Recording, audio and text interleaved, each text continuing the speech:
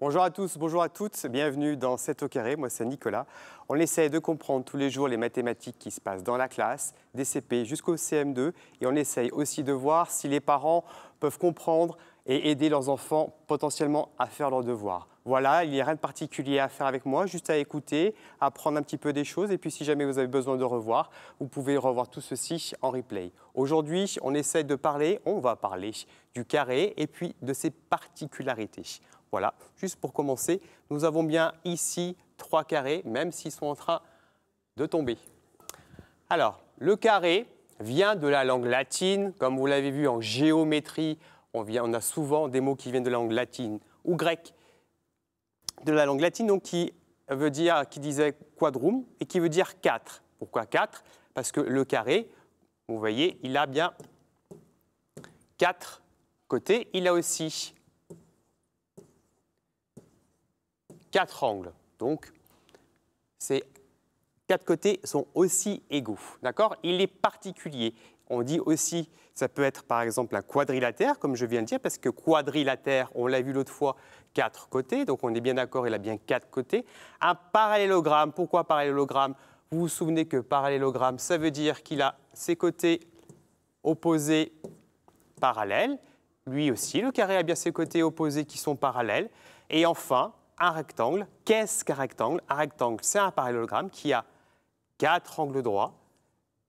Et notre carré a bien, on l'a vu tout à l'heure, c'est 4 angles droits. Et ce qu'il a de plus particulier, par 4, c'est aussi ses côtés qui sont tous les 4 égaux.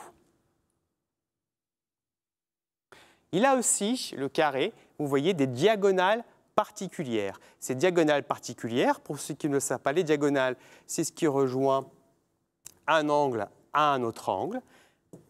Les diagonales sont particulières parce qu'ici, elles se croisent exactement. Je n'ai pas les outils nécessaires, mais croyez-moi, ça se croise exactement au milieu. Et en plus, ici, ça forme à chaque fois un angle droit. Là, c'est mon carré que j'ai renversé. C'est bien un carré, c'est bien le même carré que j'ai retourné. Et donc ici, on voit bien, à l'œil un peu plus nu, que j'ai bien mes 4 angles droits. Alors, pour construire un carré, on a besoin de l'équerre, de la règle, ou alors on peut utiliser le compas. J'avais fait le rectangle avec les équerres, et la règle, là, je vais vous montrer comment on peut faire avec le compas. J'ai déjà positionné, vous le voyez ici, mes équerres. Il y en a une là, parce qu'avec mes équerres, je peux avoir des angles droits. Je vais maintenant tracer des traits en suivant le mieux possible mes angles droits. Si vous vous souvenez bien de ce qu'on avait dit pour les rectangles, en traçant ceci, qu'est-ce que j'obtiens? J'obtiens 2 parallèles. Et maintenant, maintenant, je n'ai pas de compas, mais j'ai une ficelle. Avec cette ficelle, je vais prendre la propriété du carré qui a ses 4 côtés égaux. Je vais donc prendre une mesure ici, la mesure d'un côté, et je vais reporter cette mesure là et là.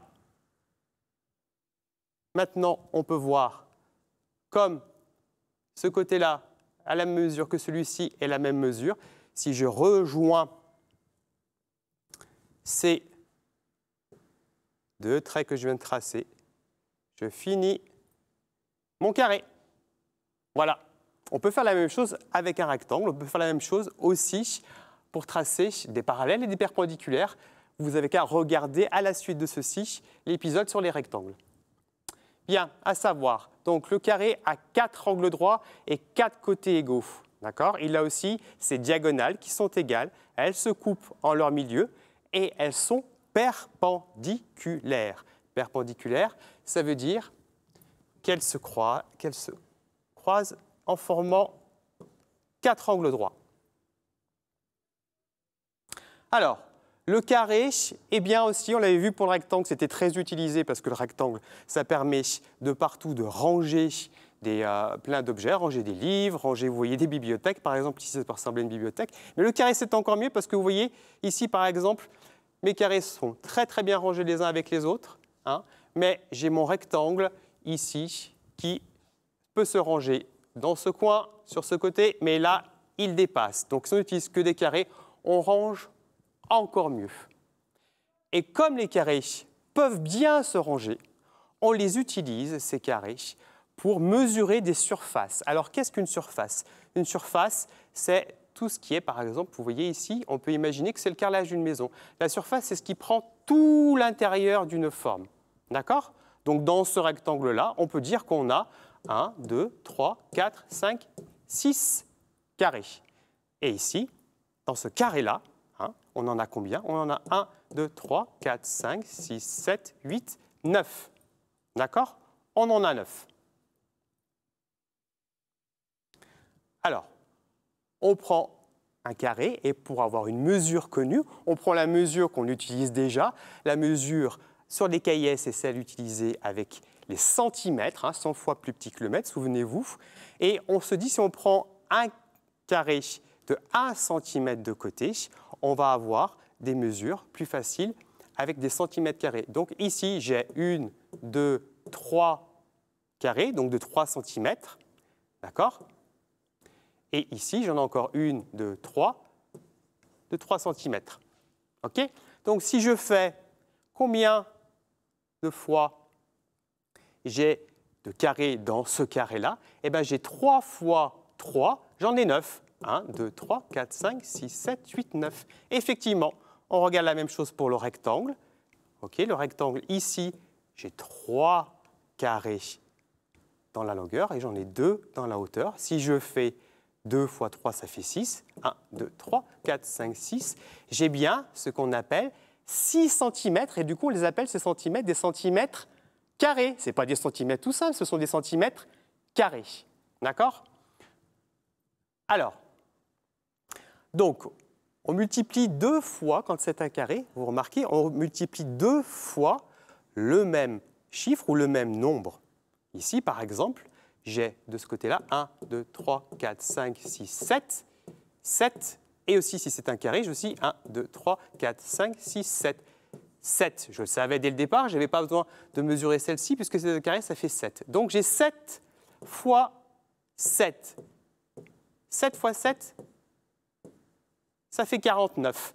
Donc, on dit en mathématiques que 7 au carré, ce petit 2 veut dire qu'on l'utilise 2 fois, qu'on le multiplie 2 fois. 7 au carré est égal 49. Et voilà, maintenant vous savez pourquoi j'ai choisi ce titre pour cette émission. 7 au carré, c'est en même temps de la géométrie et des mathématiques. Voilà. Un carré a beaucoup de particularités. C'est un des quadrilatères qui a le plus de particularités. Ces particularités lui permettent de bien se ranger, de se ranger très facilement. Et du coup, on s'en sert pour calculer les surfaces, qu'on appelle aussi les aires en sciences, en mathématiques. Et pour cela, on utilise les centimètres carrés. Il va de soi qu'on peut aussi utiliser, si c'est pour mesurer des très grandes surfaces, des kilomètres carrés, des hectomètres carrés, ou des toutes petites surfaces, des millimètres carrés. Voilà. Bon, j'espère que vous avez un peu plus compris comment on utilise le carré dans toutes ces dimensions. Et puis, moi, je vous dis à la prochaine fois et je vous laisse avec Thomas qui va vous raconter l'histoire d'un personnage ligérien célèbre. À bientôt.